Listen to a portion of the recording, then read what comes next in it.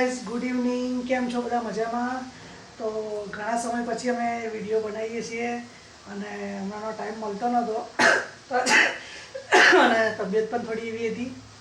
તો ગાઈઝ, અત્યારે જો અમે સરોજ કંઈક નવું બનાવે છે. સરોજ શું બનાવે છે? પકોડી. તો ગાઈઝ, જો અત્યારે રવિવાર છે આજે, તો સરોજ છે કે પકોડી ખાવાનું મન થયું છે, કારણ કે ઘણા ટાઈમથી એનો તબિયત એવી હતી અને ઘરમાં બધાને એવું જ હતું, એટલે કંઈક ચટપટું ખાવાનું મન થયું હતું. તો પછી વિચાર કર્યો કે ચલો પકોડીનો પ્રોગ્રામ કરીએ છે. તો જો તમને બતાવું તો આ ચણા મૂકી દીધા છે બાફવા, અને આ છે આંબલીનું પાણી.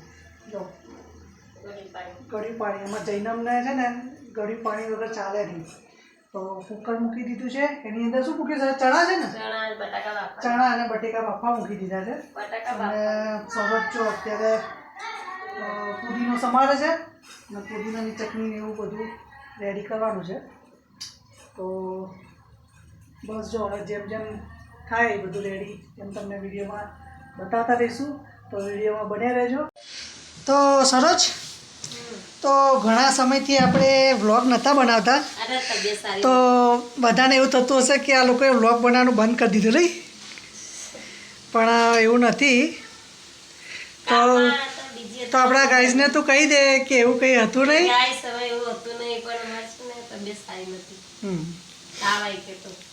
અને વિડીયો શૂટ કરે કોણ પછી?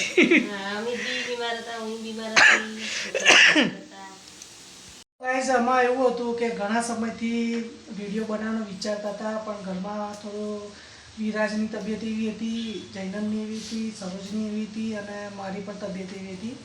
અને થોડું કામમાં પણ એવા હતા વ્યસ્ત. મેરેજમાં ગયા હતા, મેરેજમાંથી જઈને આવ્યા પછી વિરાજની તબિયત બગડી, પછી જૈનમની બગડી, પછી એની મમ્મીની બગડી અને પછી મારો વારો આવ્યો. એટલે આખું ઘરમાં બધાને એવો વારો નીકળી ગયો બીમારીનો, એટલે રહી ગયો નહીં સરોજ? તો હજુ થોડું વાયરલ ઇન્ફેક્શન તો છે જ, પણ ધીરે ધીરે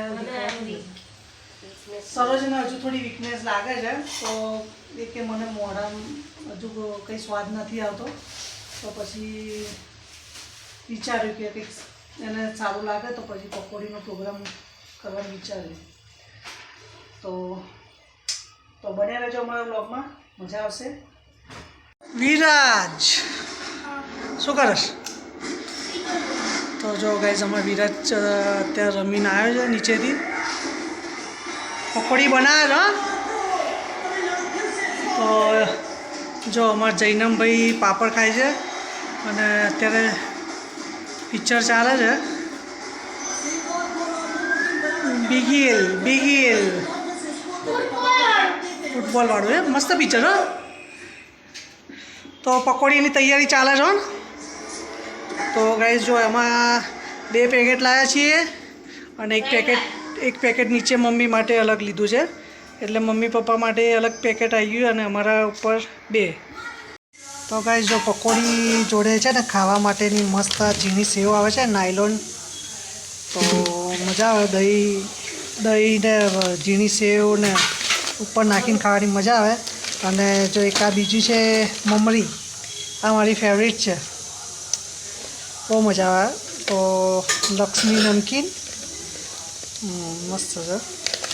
તો ગાઈઝ, આ પકોડી જોડે આ 2 વસ્તુ ના આવે ને તો પકોડી ખાવાની મજા જ, અને એક દહીં, આ 3 વસ્તુ ના આવે ને તો પકોડી ખાવાની મજા જ ના આવે. શું કહેવું સરોજ? નહીં?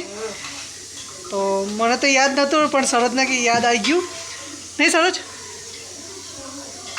એવું ગ્રીન પાણી રેડી કરી નાખ્યું છે અમારા સરોજે. તો જોઈ શકો છો. તો મજા આવે.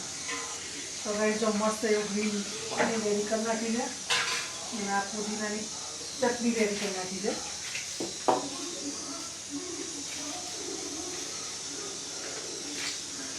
અને ઓલમોસ્ટ બધી તૈયારી કરી નાખી છે. હવે પાણીપુરીનો મસાલો છે, મીઠું પાણી પણ રેડી તૈયાર થઈ ગયું છે. બસ હવે ચણા અને બટેકા બફાઈ જાય એટલે એનું બફાઈ ગયા. તો ચણા અને બટેકા પણ બફાઈ ગયા છે. ચણા બફાઈ ગયા જો. તો ચણા મસ્ત બફાઈ ગયા છે. મને તો રગડાવાળી ઓછી ભાવે. મને તો આ આપણે બટેકા ચણાવાળી જ ભાવે, દેશી ચણાવાળી. રગડાવાળી મજા આવે, પણ પકોડી ખાવી તો આ જ મજા આવે નહીં.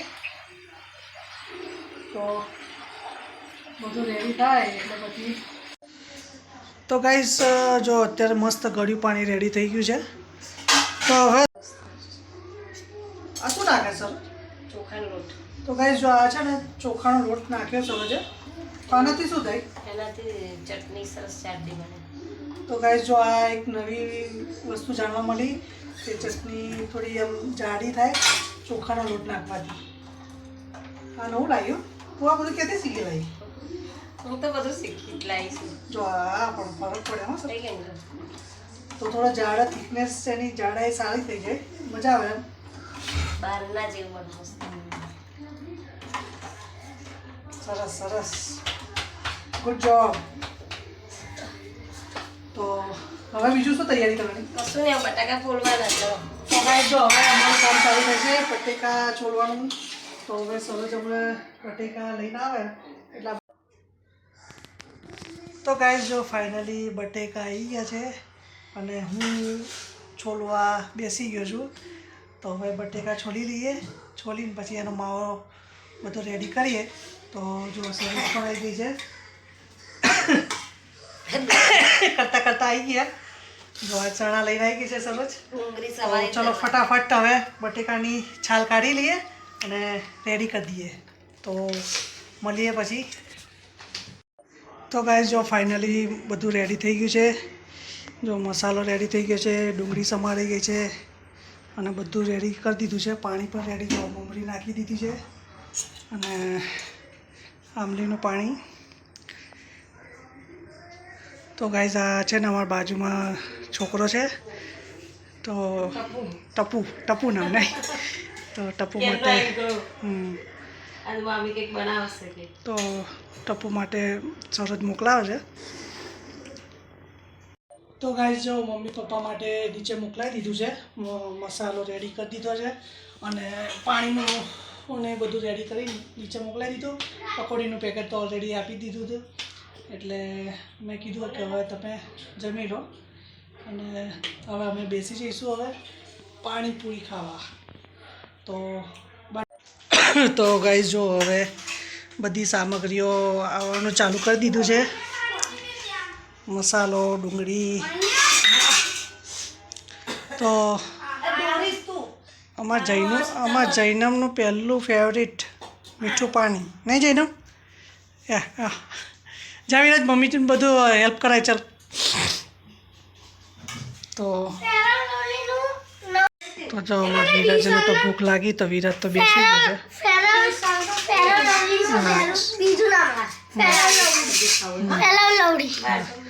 તો ચલો હવે બેસી જા જૈનમ તું પણ.